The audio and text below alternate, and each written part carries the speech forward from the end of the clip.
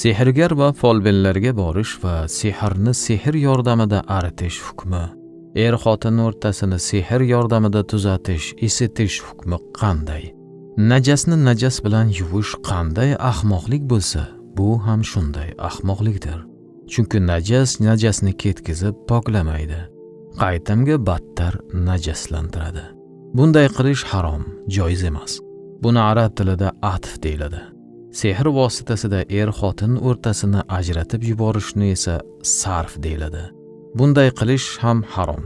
Ayrim hollarda esa kufr va shirk ham bo'ladi. Alloh taolo aytadi: "Holbuki u farishtalar, biz faqatgina fitnamiz, ya'ni odamlarni aldab imtihon qilish uchun yuborilganmiz xolos. Bas biz aytgan narsalarni qilib kofir bo'lib qolma."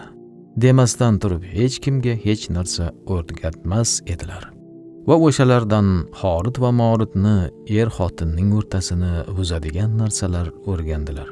Lekin ular Allohning iznisiz hech kimga zarar yetkaza olmaydilar va hech foydasiz, bil'aks zararli narsalarni o'rgandilar.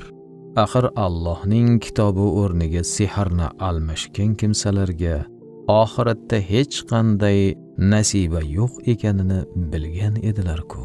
Baqara surasi 102-oyat.